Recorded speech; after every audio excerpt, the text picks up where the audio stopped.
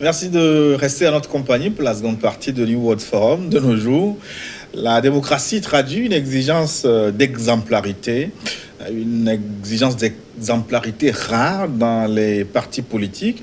La question est de savoir maintenant si les partis politiques en Afrique peuvent prétendre poursuivre l'idéal démocratique sans être eux-mêmes exemplaires avant, pendant et après leur prise de pouvoir. Partis politiques, bonne graine ou gangrène, c'est le sujet du jour. Et pour en parler, nous avons Dr Folly qui nous fait l'honneur d'être au studio. Dr Folly Ekwe, bonjour. Bonjour, cher ami, bonjour à tous les téléspectateurs. Voilà, Dr Folly qui est historien universitaire dans l'université de Lomé désormais, et puis président du mouvement panafricain à Alaga. Tout à fait. Merci. Une fois encore, de nous permettre d'avoir un éclairage sur le fonctionnement ou le dysfonctionnement des partis politiques en Afrique. Mais d'abord, pour commencer, à quoi sert un parti politique? Merci. Le discours sur les partis politiques ne peut que s'insérer dans le cadre du pluralisme. Le pluralisme en tant que mode de gouvernance des sociétés juridiques ou politiques. Par société juridique ou politique, j'entends une société organisée par opposition à ce que nous appelons souvent l'état de nature. Donc nous sommes dans un cadre déjà où la société est gérée et régulée par des lois, régulée par des normes qui sont acceptées de tous. Maintenant, c'est quoi le parti politique? Dans une telle société, si nous nous référons aux grandes philosophies, aux théories politiques, philosophiques des temps modernes,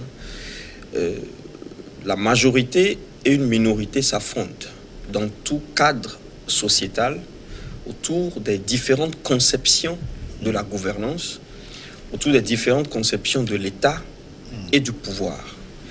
Donc, c'est ce pluralisme d'idées ou ce pluralisme de conception de la chose publique, ce que nous appelons la res publica, c'est-à-dire la régie de la chose publique, la régulation de la chose publique.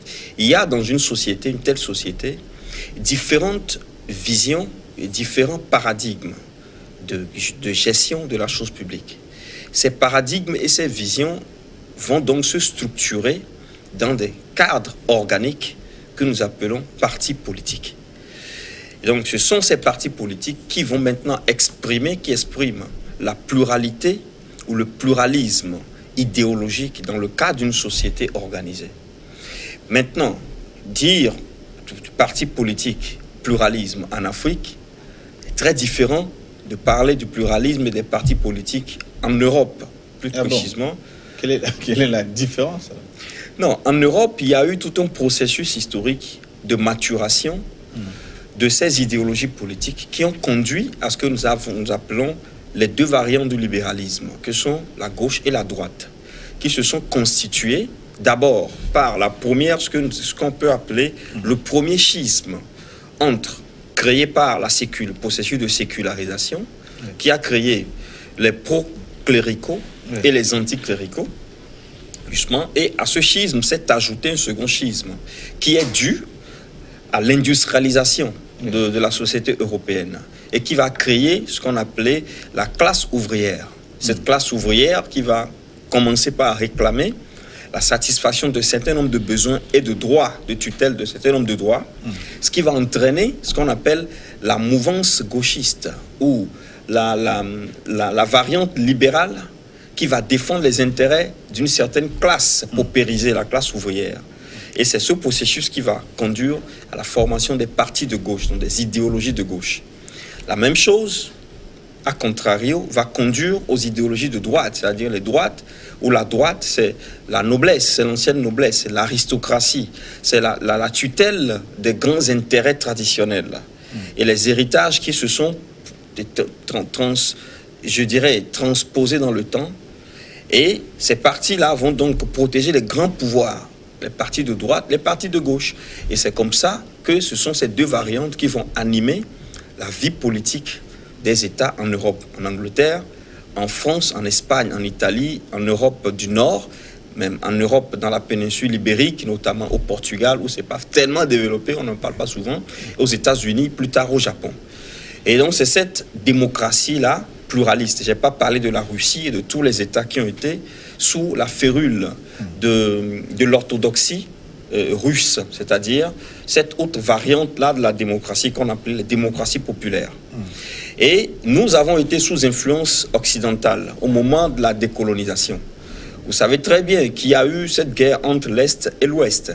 Mais l'Ouest a tout fait pour éloigner l'Afrique de l'influence de l'Est. Ce qui fait que dans les années 90, lorsque le vent dit de l'Est a soufflé vers nos pays, on a adopté les différents modèles de la démocratie pluraliste, normative, libérale.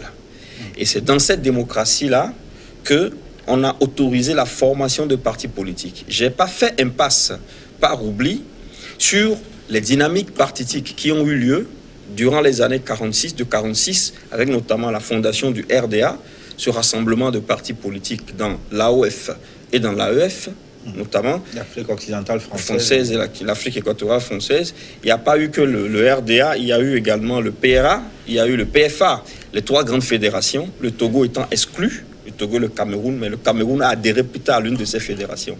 Et donc, ce sont ces grands partis qui ont conduit nos États, anciennes colonies, vers les indépendances. Après les indépendances, il y a eu une brève phase de multipartisme avec de nouveaux partis qui se sont créés et qui ont concouru à la création, ou je dirais à la genèse de la vie politique pluripartiste dans nos États.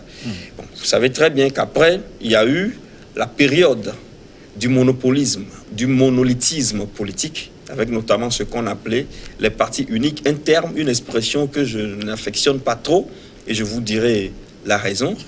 Et c'est à la suite de cette phase de monolithisme politique que nous allons rentrer avec les années 90, la fin des programmes d'ajustement structurel, le multipartisme, la démocratie. Donc, le parti politique, pour me résumer, c'est donc ce groupement de personnes, d'individus autour, théoriquement, d'une certaine idée, vision du politique ou de la gouvernance de l'État, qui va s'affronter avec d'autres personnes voyant différemment le futur politique du pays.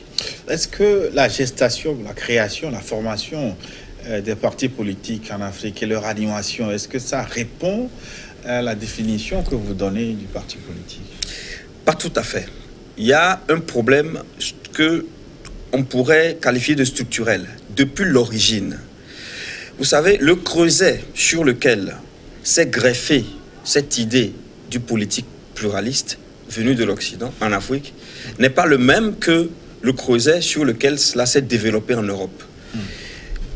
Contrairement à l'Europe, l'Afrique n'est pas constituée, l'Afrique noire s'entend, n'est pas constituée d'États faits de populations individualisées. C'est-à-dire, nous ne sommes pas des individus individualistes dans nos pays. L'individu est d'abord membre d'une communauté. Or, ce qui dit communauté dit a priori un assemblage de liens émotionnels forts. Et c'est dans ce contexte, dans cette texture démographique et culturelle que l'idée de parti politique s'est incrustée. Ça fait qu'il y a un problème structurel à la base. Je vais peut-être rentrer dans quelques détails théoriques pour figer un peu ce que je suis en train de dire en termes d'imagerie. Vous savez, l'historien très fameux allemand Tönnies avait, vers la fin du 19e siècle, décliné une dualité, un dualisme entre ce qu'il appelait la société civile traditionnelle et la société civile moderne. Pour Tönnies, par société civile traditionnelle, il entend les communautés naturelles, c'est-à-dire des personnes qui sont liées par le sang, qui sont liées par des rites communs, qui sont liées par une histoire commune, qui sont liées peut-être même par des caractères, les traits phénotypiques, et des communautés auxquelles on n'appartient pas quand on veut, mais des communautés auxquelles vous appartenez de fait. C'est les communautés naturelles. Et c'est ce qu'il appelait la Gemeinschaft.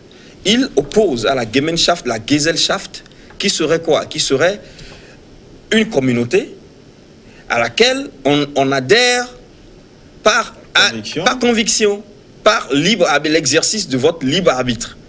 Donc, ce n'est pas une communauté à laquelle vous appartiendriez volontairement s'il n'y a pas un calcul rationnel à la base.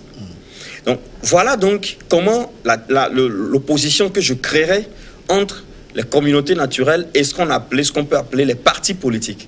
Les partis politiques, vous savez très bien que Max Weber a repris la terminologie de Tonis en parlant de communalisation et de sociation. Donc la communalisation, ça existe lorsqu'il y a des rapports sociaux qui sont basés sur l'idée, la croyance que les gens appartiennent à une communauté d'origine. Lien de sang, le ius sanguinis, lien de langue, lien de parenté, lignée, clan familial, tout cela composé. Donc Marx a parlé de association pour dire que, attention, ici nous sommes dans le cadre où des gens, sur la base de calculs rationnels, adhèrent à une pensée, à une certaine vision du politique, une certaine vision du social. Et c'est comme ça qu'en fait, que les partis politiques devraient se créer. C'est-à-dire, nous sommes dans le domaine des idées politiques. Je définis une idéologie politique aujourd'hui. Je demande à ceux qui croient en cette idéologie de s'associer à moi.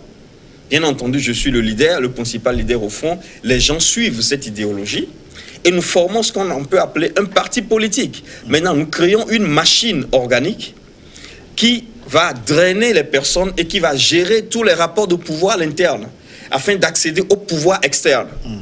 Mais les partis politiques en Afrique sont nés avec une confusion objective liée au fait que les gens, au départ, étaient des membres de communautés naturelles. Donc, vous voyez qu'en Afrique, on vous parle souvent de fief, ce qui n'est pas contemplé dans l'idéologie de la démocratie libérale normative. Vous n'entendrez jamais parler de fief dans un pays comme la Suède, aux États-Unis. Au Japon, il n'y a pas de fief, parce que c'est des idées politiques auxquelles des gens adhèrent. Vous savez très bien, au Congo, Mobutu avait son fief. Au Congo, Zaïre, au Congo, Brazzaville, et Sassou Nguesso a son fief. Au Togo également.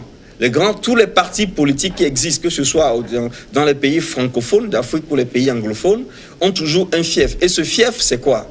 C'est le centre ethnique, je m'excuse, communautaire, auquel appartient ou d'où proviennent les leaders principaux de ces formations politiques. Donc, dans un contexte sociopolitique caractérisé par la prégnance de la communauté, c'est comme une hérésie d'implanter l'idée de parti politique. Justement, vous m'avez prêté le mot.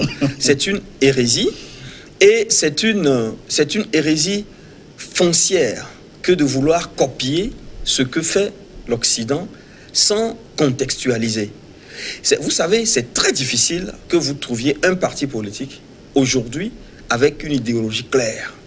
Quelle est votre idéologie? Quelle est votre vision du pays? Quelle est votre pensée, le futur? Vous n'en trouvez pas. Peut-être vous trouvez ce que les gens disent, appellent par projet de société. Mais nous disons tout le temps aux partis politiques que le projet de société découle d'une vision. Ce n'est pas la vision politique du parti. Le projet de société est un programme qui est concocté en amont des joutes électorales. C'est-à-dire c'est un projet avec lequel on va convaincre le corps politique. Mais la vision fondamentale du parti, c'est quoi? C'est que vous me prenez, je vous dis que je vois le Togo comme étant une puissance militaire dans toute l'Afrique occidentale dans 30 ans. Ou je vois le Togo comme une plateforme économique imbattable dans toute l'Afrique. Je me dis, pour faire ça, il faut que j'ai 800 000 Togolais formés dans 4 pays occidentaux, dans 4 diverses catégories de technologie. Je me dis que pour faire ça, je dois rénover l'enseignement. Les gens disent qu'on ne mange pas assez dans le pays. Je m'en fous. J'investis dans ce que je considère comme étant les ressources humaines nécessaires pour atteindre la vie. C'est comme ça que je travaille. Les gens disent que l'armée togolaise n'est pas bonne. Elle n'est pas impartiale. Moi, je dis non. L'armée togolaise est disciplinée. Nous allons la discipliner davantage. Nous allons travailler pour rendre cette armée plus technologique. Au moment où les gens me critiquent, je continue parce que j'ai une vision du pays. Et c'est de cette vision que va découler maintenant mon programme de société que je vais vendre aux électeurs lorsqu'il y a élection. Bon, maintenant, dans nos pays, les partis politiques n'ont pas ce genre de vision. Il n'y a pas des groupes des laboratoires à idéologie. Vous savez, bon, j'ai rencontré des groupes d'intellectuels, notamment en France, sous l'UMP. L'Union pour la majorité présidentielle. De Jacques Chirac, qui ne travaillait jour et nuit que pour théoriser de nouvelles idéologies qui vendent aux politiques. Mais ces gens sont payés pour ce qu'ils font. Et en Afrique, il n'y a pas ça. Quand vous voyez les partis politiques se déployer dans le champ politique, ils commettent tellement d'erreurs que vous demandez s'il y a des laboratoires à réflexion. Parce qu'il n'y a pas de vision. Ce n'est pas moi qui le dirais. Les journalistes chroniqueurs de ce pays le disent. Quand vous allez sur la presse burkinabé en ligne, vous voyez les mêmes remarques qu'on fait. On dit souvent que les partis politiques naviguent à vue. Le problème du fief, il revient. Parce que vous avez le leader principal au fond autour duquel gravitent des familles. C'est des familles qui ont, bien entendu, des liens de parenté avec le leader. Et pour rentrer dans ce cercle, il faut peut-être être de la communauté, c'est-à-dire si nous prenons le CAR, le CAR du Togo, vous avez le chef du CAR qui est de Kouvé, et vous avez les membres les plus influents. Ceux qui décident doivent être plus ou moins de ce bord. Bien que la charte des partis politiques au Togo ait imposé qu'il y ait un certain quota par région, ce n'est que c'est-à-dire un écran factice. Mais la réalité du pouvoir est détenue dans le cadre de ces cercles à liens parentaux qui sont très hermétiques. Mais parler du CAR, c'est un exemple, parce que c'est valable pour tous les autres partis politiques. Bien sûr, ce n'est qu'un exemple. Ce n'est qu'un exemple. Quand je peux prendre d'ailleurs le cas de l'UFC ou du CUT, donc du CUT de l'UFC, qui est l'un des partis les plus anciens du Togo. Vous savez très bien que ce parti est créé sur un creuset familial, les grandes familles de la côte qui ont lutté pour l'indépendance. Et ce qu'on appelait, après les familles, vous avez les strates de ce qu'on appelait les ablodévis. Et maintenant, après, vous pouvez avoir des militants sympathisants. C'est très difficile qu'un militant ordinaire intègre ce parti jusqu'au sommet du parti en étant ni un ablodévi, ni affilié d'une certaine façon aux familles de base. Mais ce n'est qu'un exemple également, le cas de l'UFC. Tous les partis sont faits ici. Dans ce cas, vous conviendrez avec moi qu'il ne s'agit pas de regroupement autour d'idées. Il s'agit d'un autre type de solidarité. C'est les solidarités communautaires. Mais est-ce que ce sont les solidarités communautaires qui empêchent l'éclosion d'une certaine vision au sein des partis politiques, autour desquels les gens vont se fédérer dans les partis politiques, ou c'est l'absence de vision qui amène le dysfonctionnement des partis politiques? Je crois que c'est d'abord l'absence de vision. Mais avant la vision, il faudrait qu'il y ait une formation organique. Donc, il y a une base qui est faussée. Vous voyez, c'est comme le chat qui se mord la queue. C'est ce que Platon appelait la mise en abîme. C'était une mise en abîme. C'est comme ça. Mais c'est un processus qui peut s'arrêter à n'importe quel moment. C'est très difficile que, quand vous prenez unir l'un des plus grands partis du Togo, peut-être le seul parti aujourd'hui qui couvre tout le Togo du sud jusqu'au nord. Mais ce n'est pas une couverture à la merci d'une idéologie. Non. C'est une couverture à la merci de calculs rationnels liés aux avantages que les uns et les autres peuvent tirer du système UNIR. Mais en dessous de cela, vous voyez des fortes solidarités communautaires qui cimentent le parti. Il n'y a pas de parti politique en Afrique dont la base ou la phase génétique n'est pas connue, une dynamique de solidarité hermétique communautaire. Ça n'existe pas. Lorsque vous prenez, vous, Monsieur Bokor, vous tirez de votre tiroir, vous prenez de votre tiroir une idéologie que vous allez à Dapaon pour vendre. Vous descendez vers Sokolé pour vendre. Vous descendez, vous savez, vous ferez tout le tour du Togo. Mais c'est lorsque vous reviendrez chez vous, dans votre fief, que vous allez sentir l'engouement, un engouement émotionnel vrai. Et ceux qui vont manifester cet engouement, ce n'est pas les étrangers. C'est peut-être les gens qui sont autour de votre creuset familial. C'est comme ça que les idéologies ne peuvent jamais transcender facilement en Afrique les barrières et les clivages communautaires. C'est la raison pour laquelle il est très difficile de couvrir idéologiquement tout un territoire, qu'un parti politique couvre idéologiquement tout un territoire. Dans les années des indépendances, le CUT l'a fait, le PTP l'a fait. Pour quelle raison? Parce qu'il y avait justement une idéologie supranationale qui était dirigée contre l'occupant étranger, l'occupant blanc. Et donc, les gens du sud au nord peuvent adhérer à cela, et ils y ont adhéré.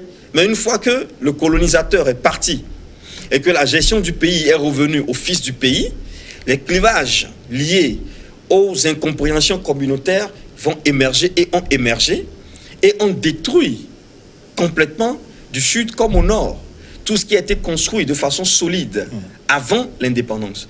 Et je parle du Togo, mais on peut parler du Zaïre. Vous m'excusez quand je dis Zaïre, de la RDC, démocratique du Congo. On peut parler du Gabon, avec le fameux Parti démocratique gabonais. Et au Zaïre, c'est le MPR. Au Congo-Brazzaville, c'est le PCT. Et je cite ces partis parce que c'est les seuls que je considère comme étant, comme le RPT au Togo, les vrais partis politiques. Pour la simple raison qu'ils ont eu à se confondre avec l'appareil État pendant une vingtaine d'années. Ça fait que ce sont des partis machines. Il y a des procédures au sein de ces partis qui fonctionnent. Il y a tout un système de pouvoir hiérarchisé qui fait que ces partis fonctionnent. Vous imaginez des partis qui ont résisté au vent de l'Est, qui ont résisté à toutes les révolutions qui ont eu lieu entre 89 et 92. Ce ne sont pas des petits regroupements de personnes qui se sentent amis autour d'une idée et qui disent qu'ils ont formé un parti politique. La preuve, c'est que quand vous prenez les partis qui se sont formés en 90-91 pour lutter contre ce qu'on a appelé les dictatures monopolistiques, ces partis-là, la plupart se sont divisés. La plupart se sont divisés. Ils n'ont pas connu cette homogénéité des années 90 jusqu'à aujourd'hui. Ils ont eu beaucoup de partis qui sont sortis de ces premiers partis. Parce que, et vous voyez des transfuges de tous les côtés, quelqu'un qui était à X, qui passe à A, qui passe à B, mais les gens qui ont fondé les partis comme le RPT, comme le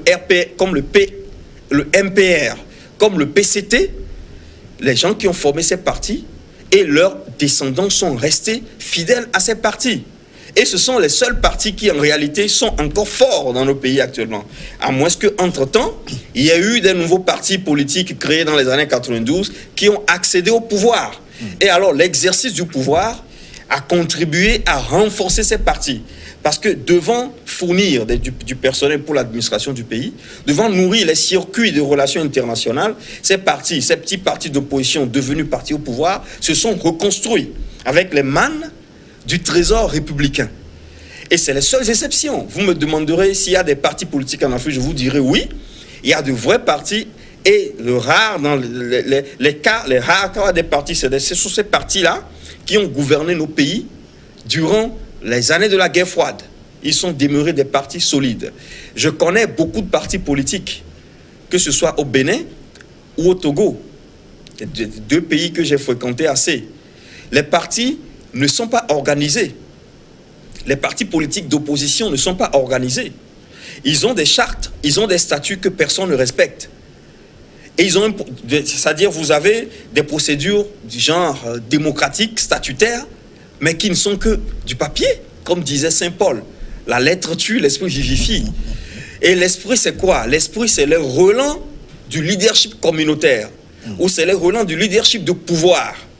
C'est-à-dire, le leader, il oriente l'action du parti.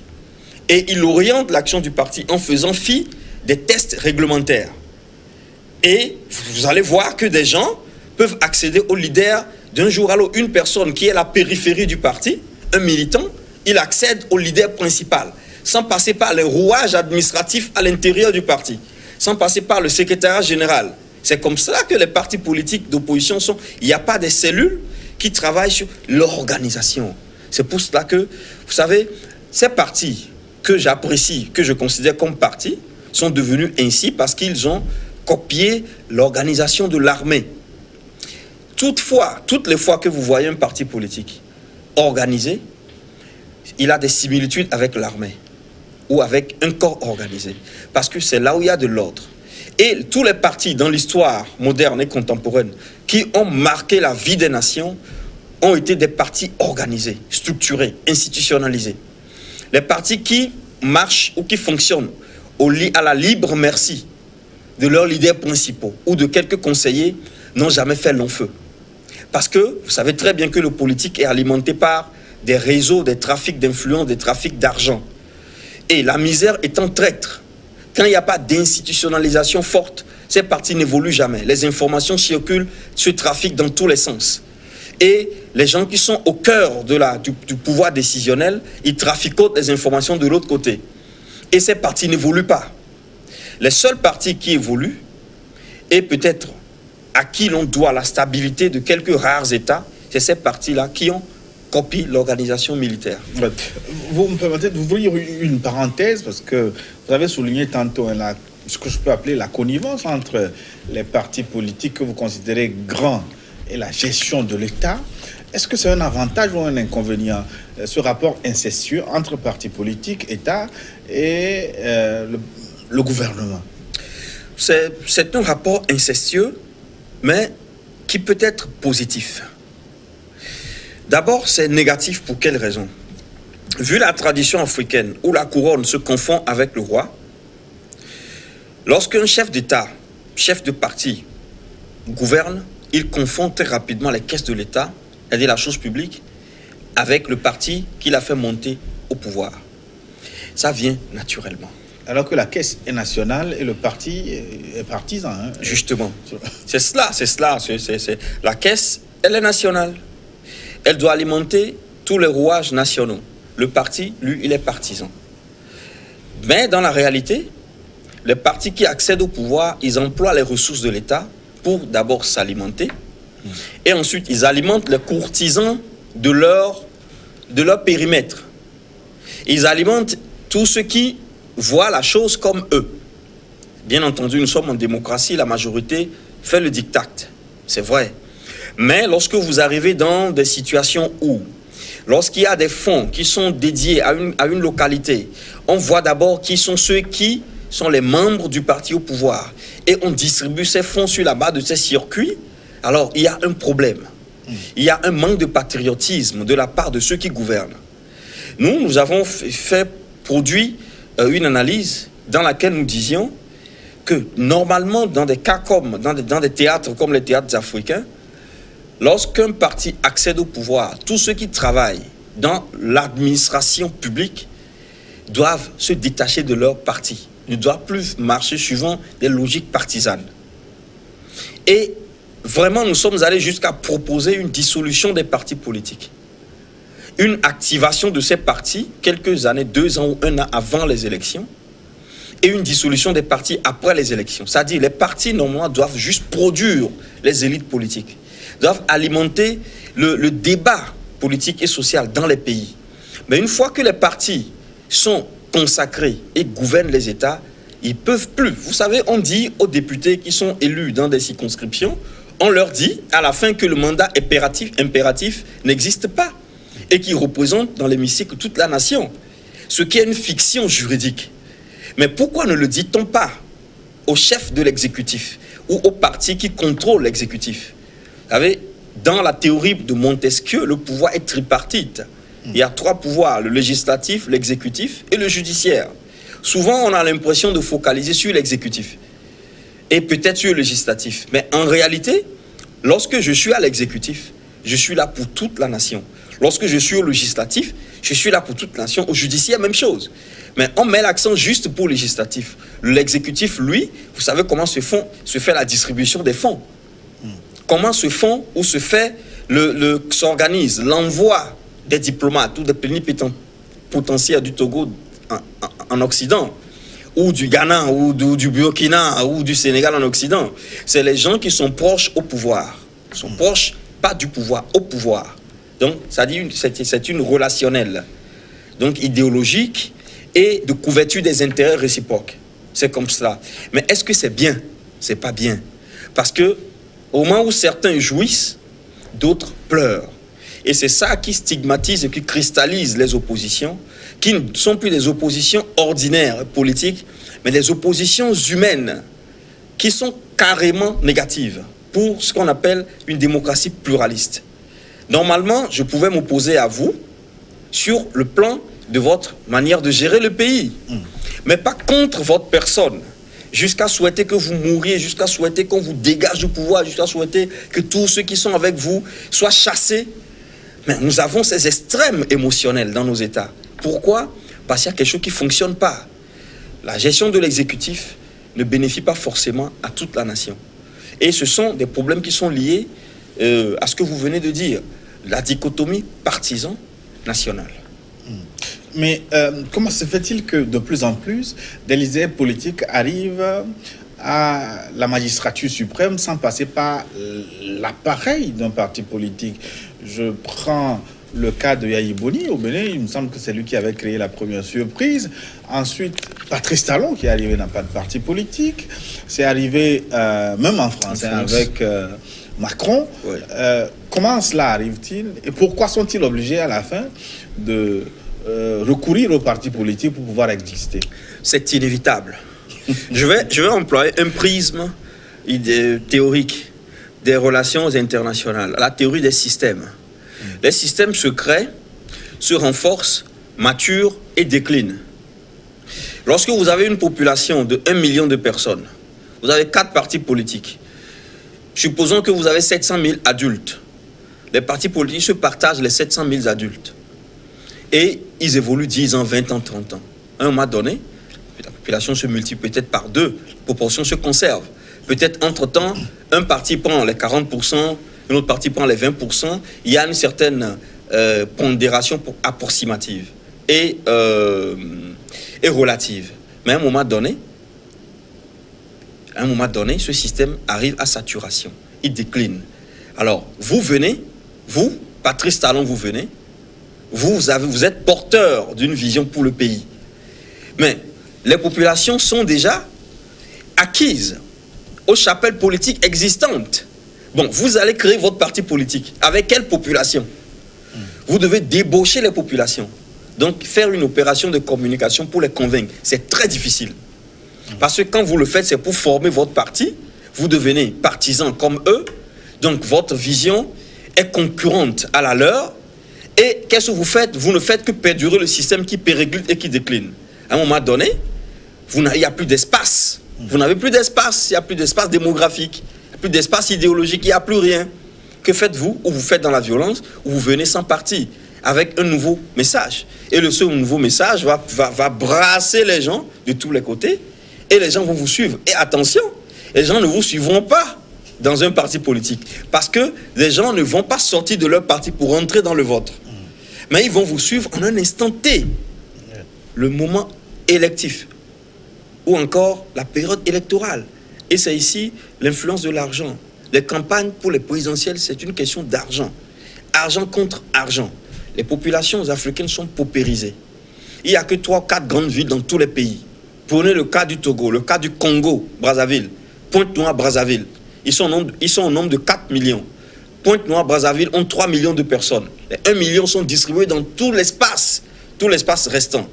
Dans une situation pareille, vous ne pouvez pas venir en tant que Patrice Talon, Yayi Boni et essayer de reprendre. Les populations sont déjà dans leur parti. Ils ne vont pas en sortir. Ils peuvent voter pour vous quand votre message est alléchant, est important, est bien. Et surtout quand vous avez de l'argent. Donc c'est campagne électorale, idéologie de campagne, message de campagne qui fait gagner maintenant. Macron l'a fait, bientôt ça va se passer également dans plusieurs autres pays, peut-être au Togo. Peut-être, pourquoi pas au Togo. Et donc, si je vous comprends bien, si je lis à travers vos mots, et vous l'avez même lâché à la fin, dans nos contextes-là, point besoin d'ajouter aux partis politiques. Pour accéder au pouvoir, il vaut mieux aller en solitaire et refaire sa formation politique après. Bien sûr, il vaut mieux, surtout dans le cas du Togo, du Bénin, du Burkina, et ces 3 pays-là qui ont une similitude dans leur texture politique. Il suffit d'avoir un bon message, beaucoup d'argent, vous ratissez large, vous soumettez, c'est-à-dire vous soumettez les autres qui vous font allégeance. Les partis politiques sont sur le terrain, ils vous font allégeance, vous lancez le mot d'ordre et c'est parti. Surtout parce que quand vous avez une situation pareille, où ce qu'on appelle la chronicisation, où les populations sont fatiguées, il n'y a pas de message d'idéologie politique. Il n'y a que des messages l'un contre l'autre, des velléités réciproques. Les populations ont besoin d'écouter quelque chose de nouveau. Et donc, lorsque vous venez avec un message nouveau, vous avez de l'argent, vous pouvez passer rapidement aux élections présidentielles. Si vous avez de l'étoffe et peut-être aussi un bon destin, vous pouvez passer. C'est ce qui est arrivé à Patrice Talon, particulièrement. C'est ce qui lui est arrivé. Emmanuel Macron également. Il faut dire que ce sont des gens de réseau. C'est des personnalités qui appartiennent à des réseaux. Et c'est ces réseaux qui font en sorte que les partis ou les structures politiques vous font allégeance. Qu'est-ce que vous appelez réseau? Les réseaux, c'est les liens ou c'est les circuits de relations financières, économiques et de pouvoir. Et spirituel aussi? Bien entendu spirituel, notamment avec certaines confréries. Il y a des confréries qui sont transversales et qui appartiennent, qui sont présentes dans beaucoup de pays. Et quand vous les convainquez, et vous avez quand même une chance sur le terrain, ces confréries peuvent orienter vers vous tellement de réseaux et tellement d'organes, tellement d'institutions. Alors vous gagnez. C'est possible de gagner. Aujourd'hui, il ne s'agit plus de trop parler aux populations. Les populations ont besoin des choses concrètes, de quelqu'un qui va résoudre leurs problèmes. Et donc, quand vous venez et vous montez une bonne opération de communication, et vous avez assez d'argent, j'insiste sur l'argent, parce que c'est l'argent qui, aujourd'hui, fait voter les populations. Que ce soit dans les zones urbaines, que ce soit dans les zones rurales, c'est l'argent. Vous imaginez un Patrice Talon qui fait sa campagne avec les hélicos, qui donne partout, qui donne partout, et qui donne même aux partis politiques qui sont concurrents. Voyez-vous? Donc, un candidat pareil a beaucoup de chances de gagner. Quand vous prenez le cas de Zinsou, c'est vrai qu'il a été Premier ministre au Bénin, mais il n'est pas si connu dans le fond, le Bénin, le fond du Bénin. Et pourtant, il a failli gagner. Parce que argent contre argent. Patrice Talon, inconnu, il gagne. Aujourd'hui, d'ailleurs, si vous êtes trop connu, vous traînez trop sur l'échiquier politique sans jamais rien gagner, vous avez toujours moins de chances de gagner. Je ne vais pas citer certaines personnes.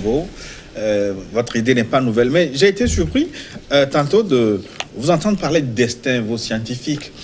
Vous avez dit que c'est un des paramètres qui peuvent faire gagner à une élection présidentielle. Pourquoi vous convoquez le destin Le destin est fondamental. Parce que vous ne pouvez devenir que ce que vous êtes. Et vous pouvez beau avoir de l'argent, avoir les réseaux, mais si on ne vous voit pas dans les cycles cosmiques, vous ne pourrez jamais être le chef de millions d'âmes. Est-ce que le destin existe encore dans la mesure où il est influençable? Il est modifiable. Oui. Ce qui est modifiable existe, puisqu'on ne modifie pas le néant. Tout à fait, n'est-ce pas? Ouais. Et donc, le destin existe. Tout le monde ne peut pas être président. Non. Tout le monde ne peut pas gouverner. Même si nous sommes aujourd'hui dans un cadre profane, où le politique est profané par les théories de la démocratie, je vous assure qu'en Afrique surtout, il n'y a que des porteurs de grands destins qui gouvernent les États. Il suffit de voir combien de fois les constitutions limitent les mandats à 2 ou à 3 ou à 1. Mais vous voyez des chefs d'État qui en font 4, 5, 6. Tout le monde se voit, les gens ne sont pas contents, mais ces gens gouvernent. Ce n'est pas du hasard. Si vous pouvez vouloir être président, avoir de l'argent, avoir tout, mais si vous ne l'avez pas, vous ne le serez pas. C'est comme la science qui permet d'invoquer la pluie et d'annuler la pluie. On le fait, c'est une science, mais ça fonctionne que dans des moments où la nature permet que ça se fasse. Il y a des temps, des mois ou des cycles lunaires, vous pouvez mettre ensemble les herbes qu'il faut ou les trucs qu'il faut, il ne va pas pleuvoir. Et donc c'est comme ça, nous opérons dans des marges qui nous sont consenties par l'ordre cosmique. Et c'est pour cela que certains d'entre nous, nous ne nous en faisons pas trop.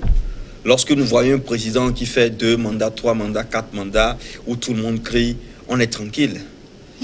On est tranquille. Parce qu'il y a un temps pour chaque chose. Et nul ne peut gouverner de lui-même. Non. Nul ne peut gouverner comme ça de lui-même. Et quand vous voyez une personne qui gouverne comme ça, et que beaucoup de personnes, beaucoup de populations ou des forces le combattent, il est toujours là, soyez tranquille. Il y a un temps pour ça. Voilà, donc je crois, personnellement, c'est une question personnelle, au destin. Et je crois qu'on ne peut faire, on ne peut agir et évoluer que dans les marges que le destin nous assigne. Maintenant, vous pouvez le modifier. Vous pouvez le modifier. C'est comme on dit, les néophytes sont influencés par les astres, mais les initiés gouvernent les astres. Mais le problème du destin, est-ce que ce n'est pas le fait que c'est seulement à la fin qu'on s'en rend compte? Est-ce qu'on peut le voir d'avance, le destin? Vous pouvez peut-être ne pas vous en rendre compte parce que vous ne vous arrêtez pas pour réfléchir. Mais la force qui vous pousse, qui vous fait faire les choix, qui vous donne la force qui vous accompagne, elle ne peut pas être gratuite. Elle ne peut pas être profane. Il y a une finalité. Vous savez, c'est comme ça que en fait, la nature est ainsi faite. Il y a une finalité derrière toute force. Le vent qui passe, il y a une finalité derrière. Les gens qui évoluent, il y a une finalité derrière. Les gens qui regressent, il y a une finalité derrière. Donc, quand vous êtes poussé, je vais prendre l'exemple d'un président bien connu, le président du Togo, l'actuel chef d'État du Togo, sur lequel personne n'aurait fait un pronostic positif avant l'an 2000, qui était que personne ne verrait venir. Et pourtant, il passe au pouvoir dans une situation rocambolesque qui, si ce n'était, et je prends la responsabilité de le dire, de façon supra-partisane, n'eût été point de destin fort. Il ne pourrait pas rester au pouvoir. Il ne pourrait pas convaincre les chefs d'État. Il ne pourrait pas rester au pouvoir. Les gens crient. C'est bien, les gens peuvent crier. Mais je suis convaincu qu'il y a un temps pour toute chose. Et qu'il fera le temps qu'il doit faire, et d'autres personnes viendront. Et voilà. Et c'est quel temps? Allons jusqu'au bout de la logique. C'est la première fois que je vous vois peindre votre latin. Ah bon? Non, vous savez que on ne peut pas séparer le politique du spirituel, le temporel de la temporelle. Et tous les classicistes en ont parlé, de Machiavel, de Hobbes, de Machiavel, jusqu'à Rousseau, en passant par Hobbes et tous les autres. Ils ont parlé de cette dimension-là du politique, du pouvoir. Il y a une dimension spirituelle du pouvoir. Pour clôturer notre émission qui est passée trop vite, finalement. Alors, quelle réflexion pour la refondation de nos partis politiques? Est-ce que c'est nécessaire ou on laisse faire? Est-ce que le temps va régler le problème, selon vous? On va conclure là-dessus. Le temps est certainement un allié. Mais le temps ne fera rien tant que nous vivons dans le laxisme. Nous ne voulons rien faire nous-mêmes. Il faut qu'il y ait des forces progressistes, des idées progressistes qui arrivent, qui émergent. Et le partisan nous détruit. Voyez le rapport Védrine, qui a été produit par le ministère des Affaires étrangères, soutenu par une section du Parlement français. Ce rapport le dit clairement sur le panafricanisme. C'est un rapport de l'État français qui reconnaît que le multipartisme a détruit les équilibres en Afrique. Depuis 1990, il n'y a pas vraiment de stabilité dans nos États.